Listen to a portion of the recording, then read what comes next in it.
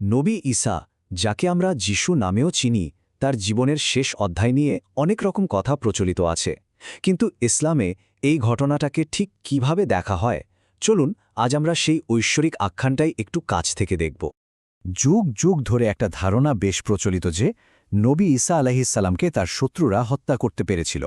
এটাই তো আমরা প্রায় শুনে থাকি, তাই না? কিন্তু সত্যিটা কি আসলেই এত সহজ?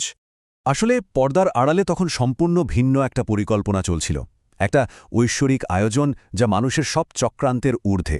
আর ঠিক এখান থেকেই পুরো গল্পটা একটা অবিশ্বাস্য মোড় নেয়। তো এই ঘটনাটাকে যদি বুঝতে হয়, আমাদের দুটো বিপরীতমুখী স্রোতকে জানতে হবে। একদিকে ছিল মানুষের তৈরি এক গভীর ষড়যন্ত্র, আর ঠিক তার বিপরীতে ছিল এক অটল ঐশ্বরিক পরিকল্পনা। চলুন এই দুয়ের সংঘাতটা একটু দেখি। দেখুন, একদিকে শত্রুরা চেয়েছিল ঈসা আলাইহিসসালামকে একেবারে শেষ করে দিতে। তাদের লক্ষ্য ছিল হত্যা আর ক্রুশিবিদ্ধ করার মাধ্যমে তার বার্তা আর তার অনুসারীদের অস্তিত্বই মুছে ফেলা। কিন্তু তাদের এই চক্রান্তের বিপরীতে দাঁড়িয়েছিল আল্লাহর ইচ্ছা, তাকে এক অলৌকিক উপায়ে বাঁচিয়ে নেওয়ার এক নিখুঁত পরিকল্পনা। যখন মানুষের ষড়যন্ত্র একদম তুঙ্গে, ঠিক সেই মুহূর্তে সেই ঐশ্বরিক পরিকল্পনাটা কিভাবে কাজ করল, চলুন সেই অলৌকিক উদ্ধার অভিযানের ভেতরে প্রবেশ করা যাক। শত্রুরা তো ধরে নিয়েছিল যে তারা জিতে গেছে। তাদের সব আয়োজনও ছিল নিখুঁত, কিন্তু ঐশ্বরিক ইচ্ছার কাছে তাদের সমস্ত চেষ্টা ব্যর্থ হয়ে গেল। তারা ঈসা আলাইহিসসালামকে হত্যা করতে পারল না। এমনকি তারা তাকে ক্রুশেও চড়াতে পারেনি। তাদের পুরো ষড়যন্ত্রটা এক মুহূর্তে ধুলোয় মিশে গেল। তাহলে প্রশ্নটা হল, সেদিন ঠিক কি ঘটেছিল? যা ঘটেছিল তা মানুষের সব রকম কল্পনার বাইরে। বলা হয়েছে, আল্লাহ নিজেই ঈসা আলাইহিসসালামকে নিজের দিকে উঠিয়ে নিলেন। এটা কোনো পার্থিব মৃত্যু ছিল না, বরং ছিল এক মহাজাগতিক আরোহণ, এক ঐশ্বরিক সম্মান। ঈসা আলাইহের আরোহণ কিন্তু গল্পের শেষ নয়, বরং এটা ছিল এক মহান প্রতিশ্রুতির শুরু, তার পৃথিবীতে আবার ফিরে আসার প্রতিশ্রুতি। ইসলামিক বিশ্বাস মতে তার যাত্রা আসলে শেষ হয়ে যায়নি।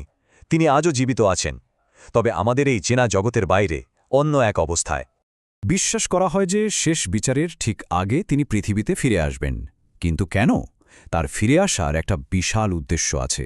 তিনি আসবেন পৃথিবীতে ন্যায় বিচার প্রতিষ্ঠা করতে, আর সত্যকে তার চূড়ান্ত বিজয়ে পৌঁছে দিতে। সোজা কথায়, পৃথিবীতে শান্তি ও সত্যের রাজত্ব ফিরিয়ে আনতে। কিন্তু এই যে পুরো ঘটনাটা, তার আসমানে আরোহণ আর আবার ফিরে আসার প্রতিশ্রুতি, এর পেছনের মূল বার্তাটা কি? এটা কিন্তু শুধু একটা অলৌকিক ঘটনাই নয়, এর তাৎপর্য আসলে আরও অনেক গভীর। তাহলে এই পুরো আখ্যান থেকে আমাদের কি শেখার আছে? এর ভেতরের মূল বার্তাটা ঠিক কি, যা ঘটনাটাকে এত গুরুত্বপূর্ণ করে তুলেছে? দেখুন, উত্তরটা খুবই সহজ, কিন্তু ভীষণ শক্তিশালী। এই সম্পূর্ণ ঘটনাটি হল আল্লাহর অসীম ক্ষমতার এক অকাট্য প্রমাণ। এটা আমাদের এটাই দেখায় যে মানুষের পরিকল্পনা যতই নিখুঁত হোক না কেন, চূড়ান্ত নিয়ন্ত্রণ আর বিজয় সব সময় ঐশ্বরিক ইচ্ছারই হয়। সবশেষে একটা প্রশ্ন কিন্তু মনে থেকেই যায়, কি সেই শক্তি যা একটা বিশ্বাসকে হাজার হাজার বছর ধরে কোটি কোটি মানুষের হৃদয়ে এতটা জীবন্ত রাখতে পারে? উত্তরটা হয়তো আমাদের সবার বিশ্বাসের গভীরেই কোথাও লুকিয়ে আছে।